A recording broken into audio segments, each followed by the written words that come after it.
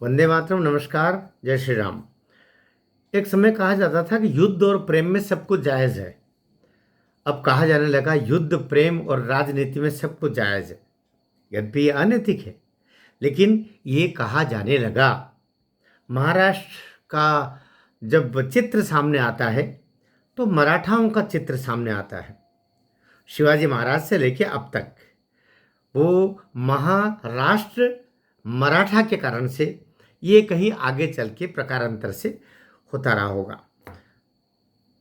शरद पवार केवल अपनी मराठी ठसक के बलबूते, मराठी बनक के बलबूते इंदिरा गांधी से अलग रास्ता अपनाया धीरे से। और फिर वो धीरे से इधर से भी उस समय शुरुआत हुई थोड़ी थोड़ी। और फिर बाद में तो इंदिरा जी के जाने के बाद फिर जब सोनिया जी का युग शुरू हुआ तो अर्जुन सिंह, शरद पवार, ये सब इन्होंने अलग रास्ता दिखाया अपना। फिर होते होते फिर अलग ही रास्ता अपना लिया उन्होंने, अपनी राष्ट्रवादी कांग्रेस बना ली और एनसीपी, है ना, Rashtravadi Congress Party, NCP, Nationalist Congress Party. और उसके तहत महाराष्ट्र में वे मराठाओं के एक छत्र नेता रहे। हर एक का एक काल होता है। उनकी बीमारियां हुई लेकिन वे बीमारियों से हारे नहीं। चेहरे की विकृतियां को भी उन्होंने बर्दाश्त किया। अपने उस विकृति के साथ में भी वो लड़ते रहे। ये एक पक्ष है। मैं प्रशंसा तो बिल्कुल नहीं कर रहा हूँ, मैं पक्ष कह रहा हूँ। ये जब बीच में केंद्र में मंत्री भी रहे, कृषि मंत्री भी रहे, महंगाई के ऊपर इन्होंने कोई टिप्पणी ऐसी बोल दी थी कि महंगाई चलती रहती। जब ये मंत्री थे तो एक किसी ने इनके ऊपर हाथ उठा दिया था और उस लड़के को फिर पकड़ा भी था। ये वो चल इनका अपमान हुआ था, शरद पवार जी का हो गया। कालांतर में क्योंकि अपनी एक तरफ उनकी लड़की है और दूसरी तरफ भतीजा था, दो भतीजों के साथ अन्याय हुआ। मैं इस बात कहीं भटक न जाऊं इसलिए अभी रोक रहा हूँ।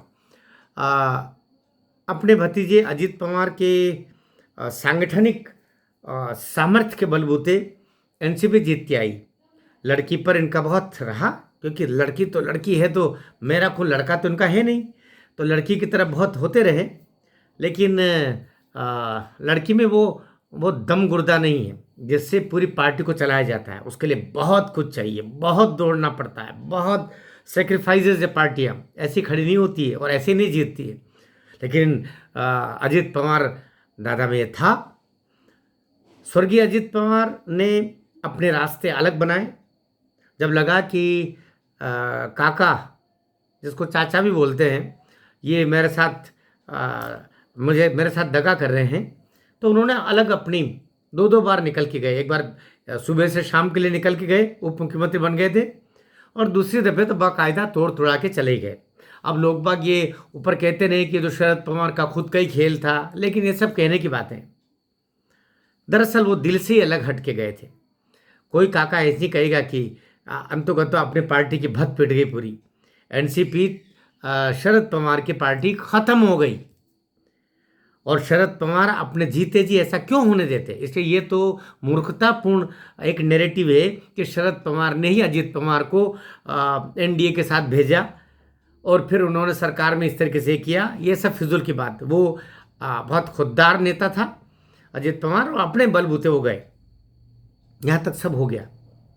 41-43 विधायक उनके महाराष्ट्र में है, और खाली वो ही जुड़ जाए तो एकनाथ शिंदे की तो जरूरत ही नहीं। केवल एकनाथ शिंदे तो इनके भी साथ में है। हम ये नहीं कह रहे हैं कि भारतीय जनता पार्टी स्वतंत्रपूर्वक अपना ही, भारतीय जनता पार्टी के खुद के इतने विधायक है 5, 7, 8, तो कोई भी इधर से हो जाए अभी कि इनको 200 से ऊपर विधायक है तो कोई कमी नहीं। लेकिन बात उसके है ही नहीं। ये नरेंद्र मोदी जी, अमित शाह जी और योगी आदित्यनाथ की बीजेपी है। ये वचन से डिगने वाली तो नहीं है, यद्यपि इनके और दूसरे कारण, अभी यूजीसी गाइडलाइन दुनिया भर की बात है, मैं उनसे अभी फिर हट न जाए। कभी हम बात कर रहे हैं, अभी बात यह है कि आज जो जांच चल रही थी, उस जांच में जो ब्लैक बॉक्स है वो जला हुआ मिला।